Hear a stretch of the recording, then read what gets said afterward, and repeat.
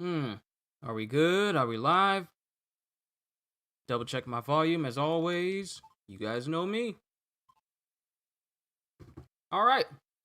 We are in fact live. Okay. Well, let's get started. I know it's kind of a little bit darkish, just a little bit as far as the imaging goes. But time to move on to the next chapter of My Hero Academia. So, yo peoples, Kyushu92 here to bring you yet another reaction to My Hero Academia. What we last left out on. And I'll be intermediately eating fries every now and again, but I won't be chopping into the mic because there's nothing absolutely worse than fries that are just not crispy anymore. But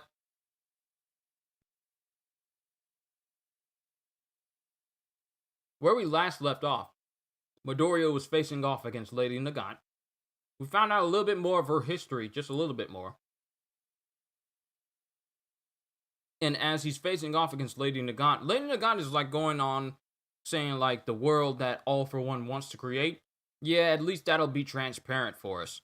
So, just to recap, let me just go back through there. She pretty much was saying how in her history, when she worked with the Hero Association, they had her going out of her way to kill people in order to keep up this facade of, heroes are great and everything. We need them to keep up the appearance of in the front of the people. So you kill all these people in the background to make sure the heroes in the front look the best and keep the hopes and dreams of the citizens in line, so to speak. And she kind of got fed up with it. And when she was saying, like, okay, so when all that's said and done, the president of the safety commission was all like, well, this isn't a job you can just simply walk away from, insinuating like when you're done with your job, we are done with you, and we're gonna have to silence you, permanently. And Lady Nagant ends up killing him, and pretty much that I'm gonna assume that's pretty much the reason why she was put in Tartarus. It didn't make major news because of what it would have done to the public. They just kept it under wraps.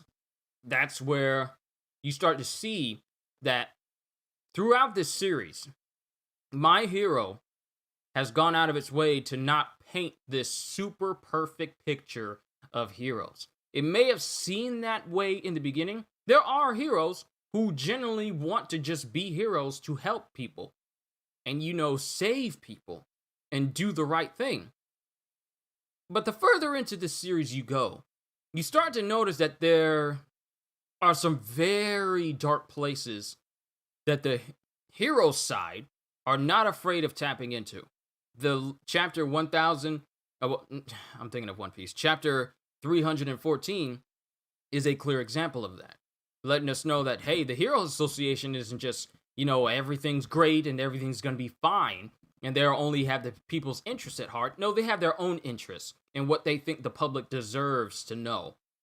So they are not shy about being possibly just as dirty as villains while keeping up the facade that, well, what we're doing is right. That's what the Heroes Association, to some degree, has in common with the world government of One Piece. They want to make sure that the public eye sees them as this end-all, be-all good force in the world. But everyone who knows them knows that you guys are just acting like this.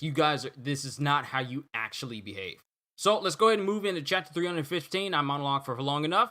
Chapter 315, Platitudes. And here we have Chisaki sitting with Lady Nagant. I'm gonna guess that this is before they went out to go and find Midoriya. And Chisaki speaks words that doesn't involve his boss, when he says, I know that kid. The one who foiled my plan. He's got a real severe case of hero syndrome. Huh? Wow, I was hoping you'd be useful, but this is like fate. How about you tag along and ID the target for me? On one condition. This shirt's a little small. Nah, I ain't taking revenge for you. That's your grudge. Not that. Don't care about that. I lost everything. Only got one thing left. And he thinks of his boss. Bring me to my boss. Boss. Sorry, boss. And then we see Lady Nagant, I guess, shifting her arm into overdrive because it goes from looking like a slender organic rifle to literally being it massively engorged. So I wonder if she is she capable? Is she capable of getting her rifle quirk to almost Gauss rifle levels, or possibly even railgun rifles? Rifle levels of power? Because she just causes her arm to just fully grow out. And it just looks like a big old... Just think of the biggest gun you can think of in Borderlands 3 with like the alien tip at the end. That's pretty much what her arm looks like. And then we have Chisaki, who is on the distant building that, well, Midoriya noticed. He's screaming out, saying, I held up my end of the deal. Take me to the boss now! And Midoriya lets go of his black whip as he sees Chisaki. And as Lady Nagant is aiming at him, she thinks, this puts me at risk of jamming, but gotta up my shot velocity. Your hero education taught you to hate one thing above all else. No matter who the victim is, if your own screw-up gets him killed, that'll really keep you up at night. And she fires at Chisaki.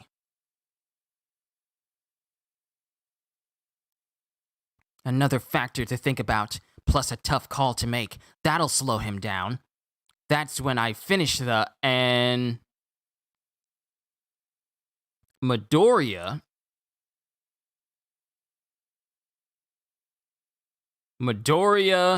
literally light speeds away from her somehow. Oh, we got the definition of the Fajin quirk. He literally swings around at speeds that she really can't even keep up with him. All right, quirk, Fajin. Repeated movements build up motion-based energy for temporary storage and release. Wow, so moving. This is a movement quirk. This is a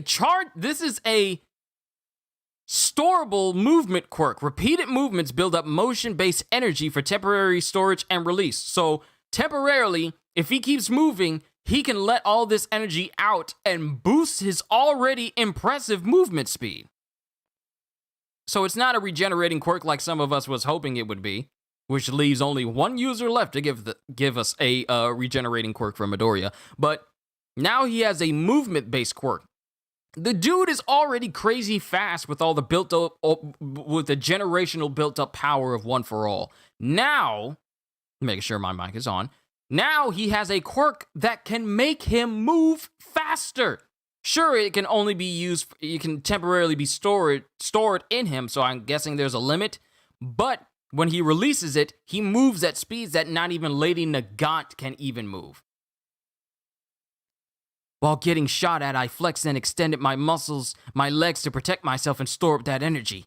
Plus, One For All, 45%. Plus, centrifugal force. Everyone in my generation can picture it. The sight of All Might moving faster than a speeding bullet. Oh! Midoriya! Foe 100%. Yo! It shows, literally. It shows time literally at a standstill. You can see the drops of rain, like the small drops of rain in the air. And the bullet, the hollow point bullet that Lady Nagant shot at Chisaki, literally directly in front of him. And Midoriya surpasses that speed in just enough time to push Chisaki out of the way.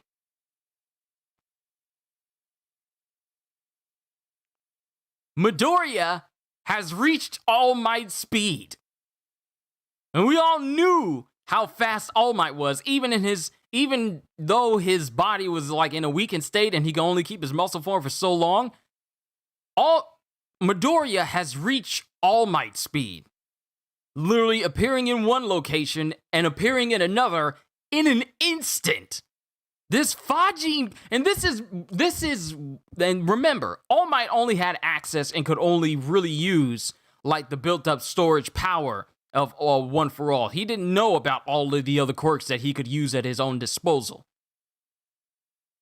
Midoriya is, oh man, Midoriya, you are becoming so ridiculously overpowered. And Lady Nagant is shocked by this, and she says, "Impossible.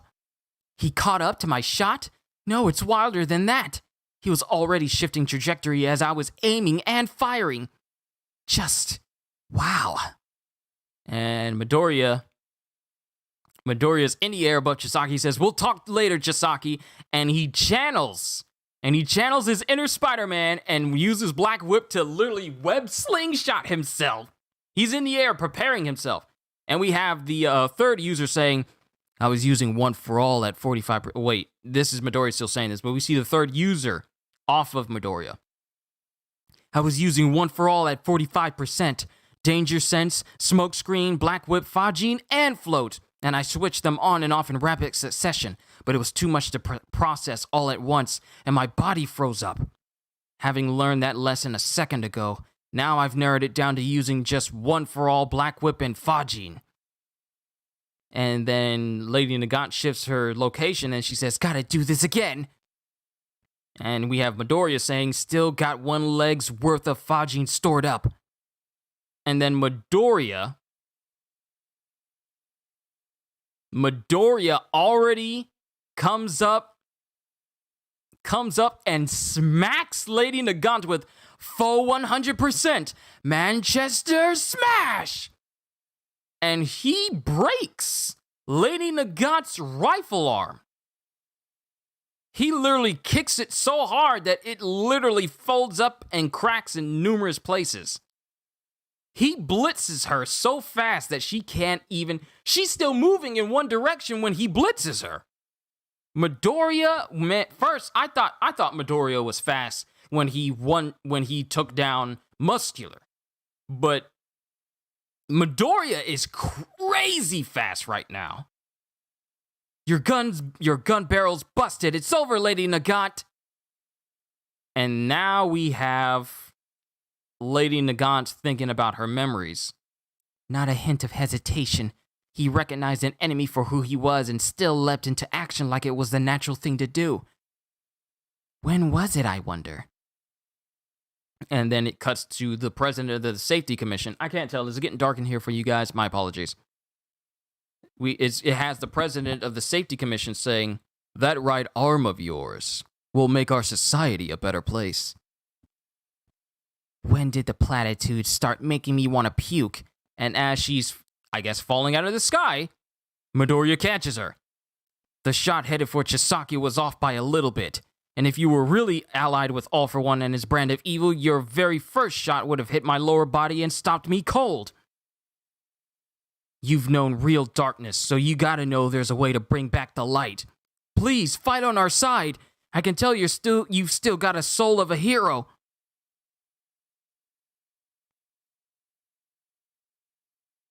And then we start seeing, as she's grabbing onto Midoriya, she starts smiling, saying, "What a guy. Izuku Midoriya, you're the real deal." And then before she can even get those words out, streaks starts appearing all over her body, and this surprises Midoriya. And then we have, what did All for One do? We have All for One speaking, saying, "The soul is far too fickle, which is why I added a failure clause to your contract." Oh my god. Yo. All for One caused Lady Nagant to explode. Midoriya gets hit by it, but he's not hurt all that bad. But Lady Nagant, her body is just... You don't even see her face. Her face is just completely blacked out. I don't know if her face is gone, but All for One, I guess as to make sure, that Lady Nagant stayed true to the job that he put up to her, made it so that if she ever betrayed him, he would just snap his fingers and make her blow up. I wouldn't be surprised if he put like a detonation quirk in her just to make sure that she did her job. But Midoriya screams out, and the explosion is massive. The explosion is absolutely massive. Nagant! To the very end, you were just a tool to be used. Curse your blessing of a quirk if you must. Alas, the hapless, woeful Lady Nagant. And as Midoriya makes his way to try and get to Lady Nagant, Hawks comes in, saying, "No dying on me now, Nagant." And he catches her. Bruh, and that's the end of the chapter. Next chapter hits June 13th, so we're not going on break for this one either. Wow. Okay. And that's the end of the chapter. Sindarin, got your name right this time. Excited for this chapter. Eating while streaming is very unprofessional, Sir Kyushu the 92nd. I didn't actually eat during the whole stream, did I? How scary it must have been when Nagant's quirk manifested. 1 for all plus Fajin makes you the Flash. Pretty much. Fajin at 45% is full 100 speed. 100% Fajin would be uncanny. Mohamed, you are not... Wow, here's the thing. Midoriya is reaching All Might speed, and he's not even using 100% of One For All's power. So can you imagine how fast he is? Let's just put into perspective here. And the chapter even does that as well. When it literally just shows the raindrops literally frozen in air as Chisaki screaming out, and the bullet is literally zoning in on him, and Midoriya pushes him out of the way before the bullet can actually hit him. That's how fast Midoriya is. He's fast where his perception lets raindrops still be frozen in the air. That is Flash level speed right now. And that is just fake 100%, using only 45% of One For All. Horikoshi, you crazy! That is insane just how fast this man is, which means that when he took down Muscular, he wasn't even using Fajin there.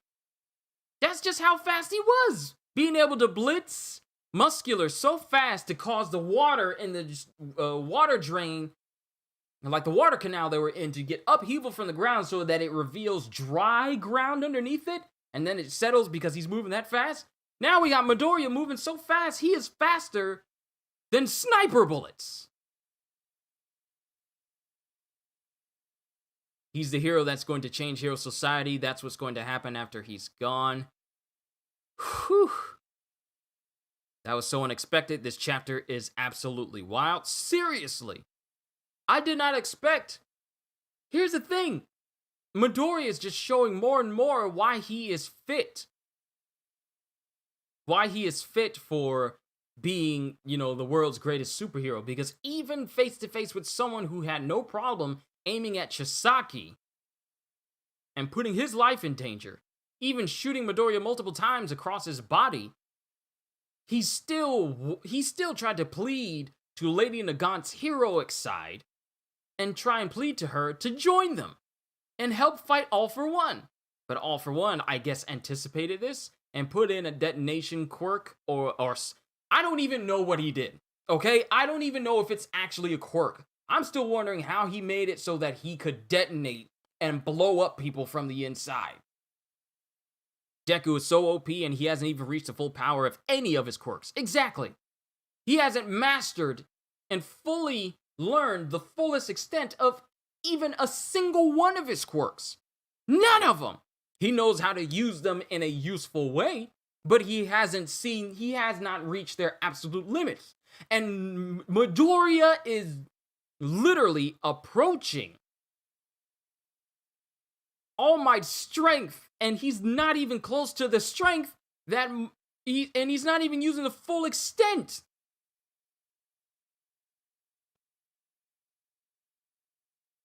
As heroes get better, so do villains, so when he's no longer a hero, all the rest are screwed.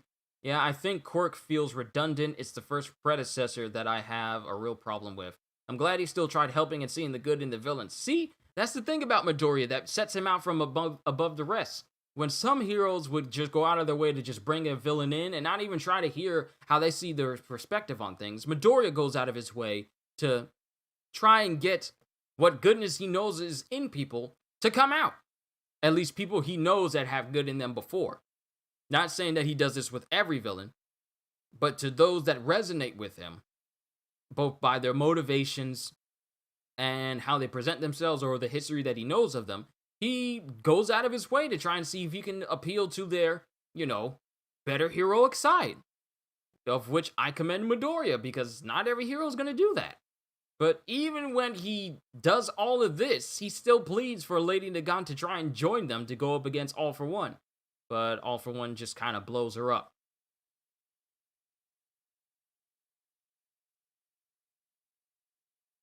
Alright, so here's the thing. Here is the thing. Let me look up Lady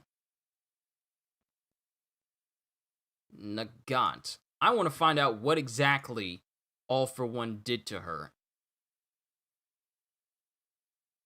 So if I scroll all the way down here.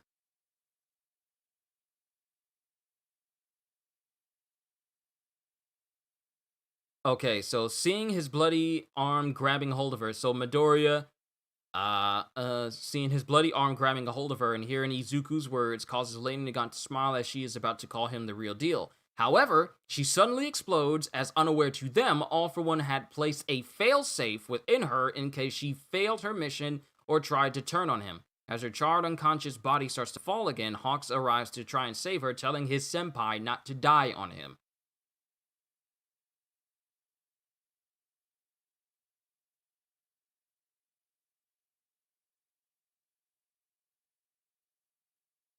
But how?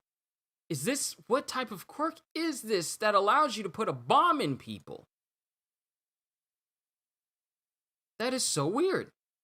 A lot of the villains could have had completely different outcomes if society was a bit different. Yeah, Twice would still be alive. Shigaraki would not be on this path of destruction that he's on due to All For One if society was truly different.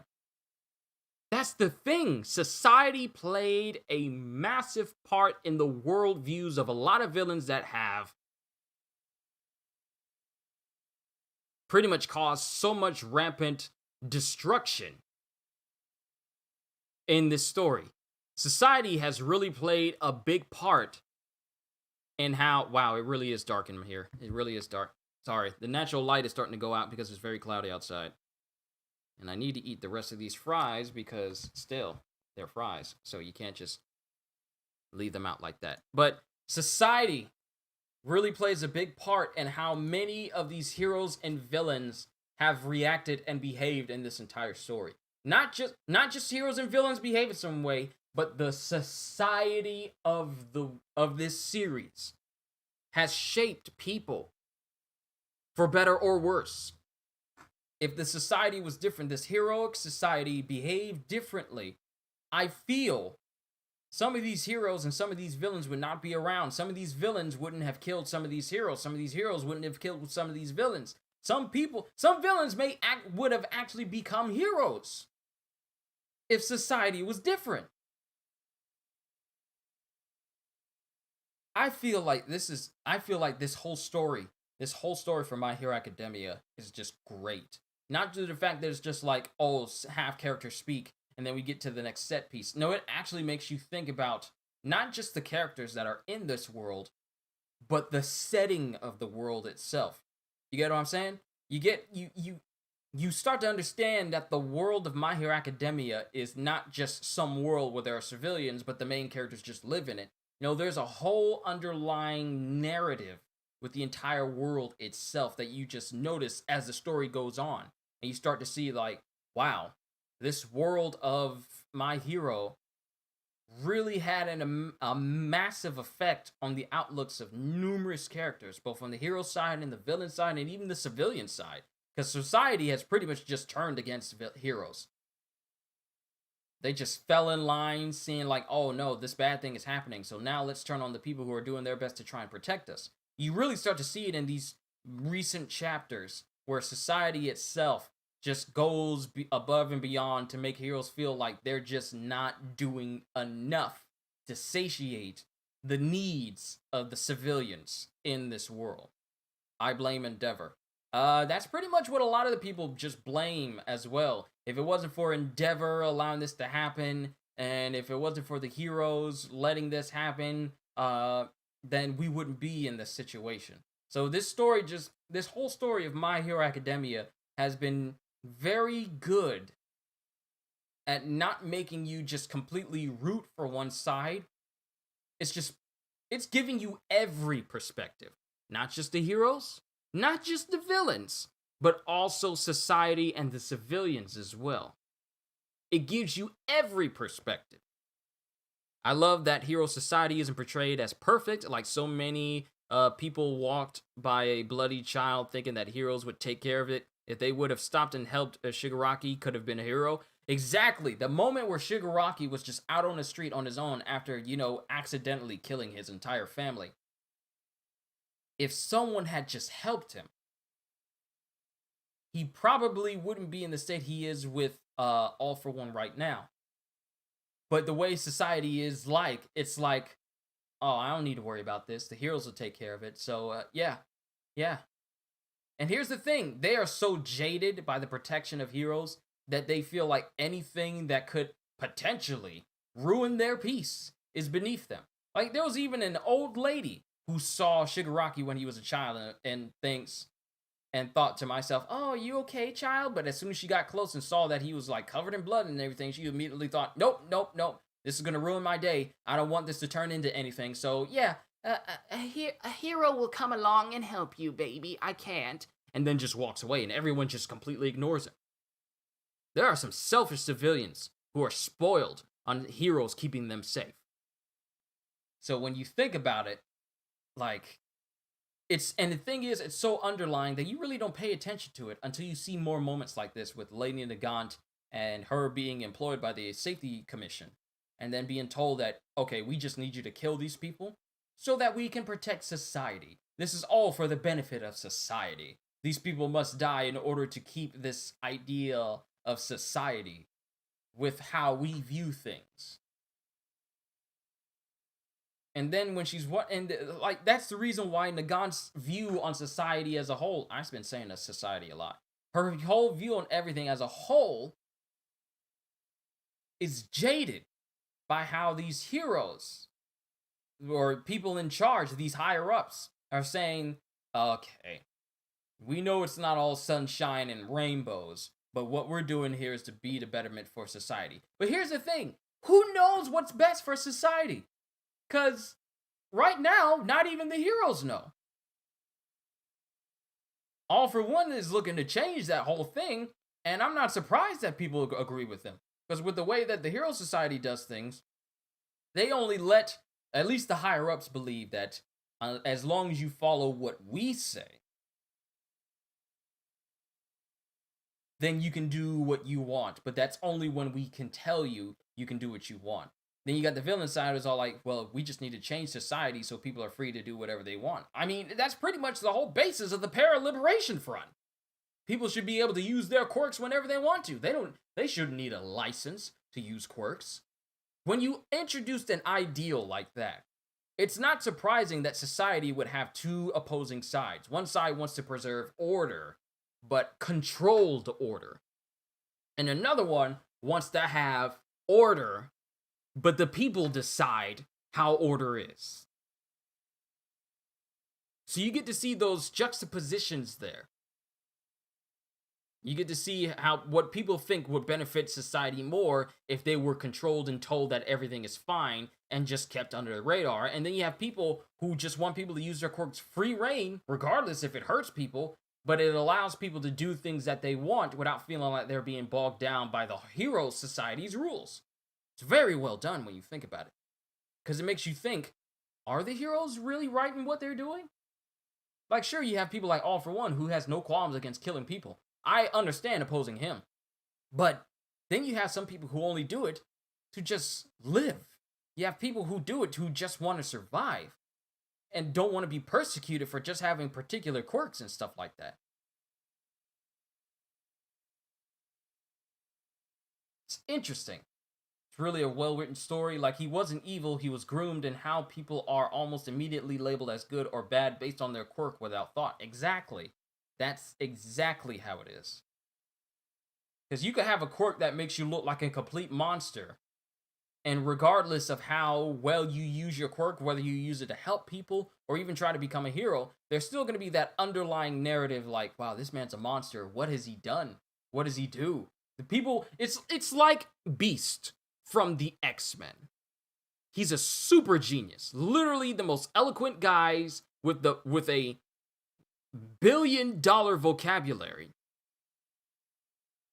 But he has the appearance of a monster.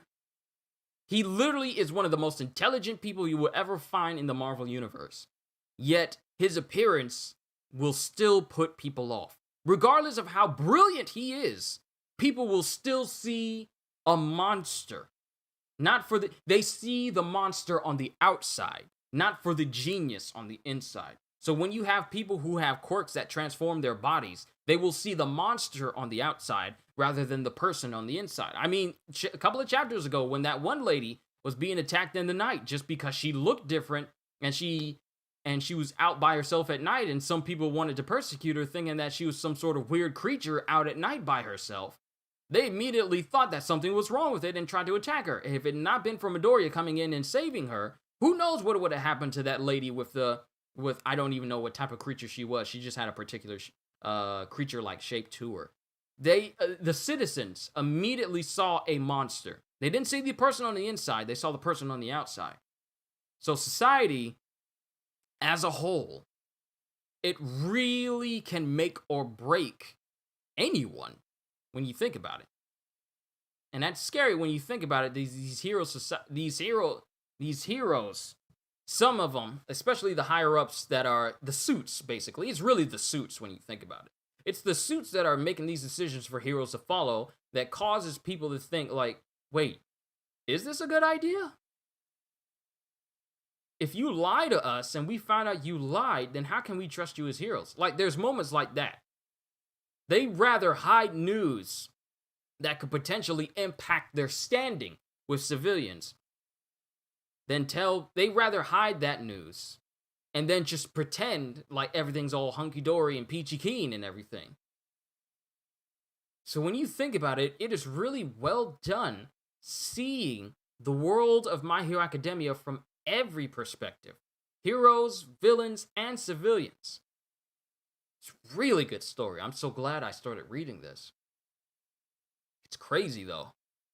That's just the world that My Hero Academia is. I am so glad that when I read this story, I don't get like a view like, okay, it's just the heroes. They're good. The villains, they're bad. No, you get to question whether or not the hero society that we know right now is really doing what is right in certain situations. It just got me thinking. Sorry, I just went off on a whole nother tangent there that I didn't need to. I'm sorry, but that's just how I feel on it. That's just how I feel. I thought this was a very good chapter. Seeing Midoriya using Fajin and getting to All Might levels of speed, and then him saving Shisaki, he basically beat Nagant, but All For One pretty much had her rig to blow up if she failed or turned on him. So who knows what's going to happen next. But let's just not undermine the fact that Hawks is there, which means that Best Jeanist and Endeavor are not far behind, and potentially All Might as well. So now I just wonder where we're going to go from here. I mean, Lady Nagant is pretty much down for the count. She's not going to be doing anything anytime soon. Then we have Chisaki. Midoriya says they're going to talk later. I wonder where Best Jeanist and Endeavor are, along with All Might, but I'm pretty sure they'll catch up. Hawks got there first because, he can fly, so I'm pretty sure he was able to get there before they were, and I'm pretty sure Best Jeanist and Endeavor and All Might are not far behind. I'd be interested to see what happened between All Might and those two guys that try to take him out. But I guess we're just going to have to find out on the next chapter, which drops next week. We're not going on break from this. It's really great. we got a great chapter of One Piece today, and we got a great chapter of My Hero Academia as well. Not much else I can say on it. But I'm glad I was able to share yet another My Hero Academia reaction with you all. It is an absolute honor and a privilege to do these for you. Not just for myself, because I enjoy doing these. I really do. I wake up every day just looking forward to the next thing I can give you guys. But it is an honor and a privilege to use a talent of my own for you, basically. I mean, I love this. I can't think of anything else when I am not doing this, but this. But monologue for another time. Sorry if I went on a little bit too long today, but I feel like My Hero Academia has me thinking more pragmatically about its story more than One Piece. One Piece has me thinking about like lore things and everything, but then My Hero Academia has me thinking logistically about the world of My Hero Academia and how it plays on people's psyche, how it plays on people's character. It makes me think more about the characters and character development and world building more than any other series that I've read. And that includes One Piece, and One Piece is one of the things that pretty much jump-started this channel, but My Hero Academia has turned into a series where I have to think from every angle when it comes to its story. We need to find out the other quirk. The quirk from the second user? Yeah, we do. The third user we found out was the Fajin quirk. Actually, let me just bring this up. Let me go for one for all. We still need to find out the second user's quirk. That's still unknown. So what we know is Float from Nana Shimura, Smokescreen from En, Black Whip from Daigoro Banjo, Danger Sense from Hikage Shinomori, and Fajin from the third user whose name is still unknown to us.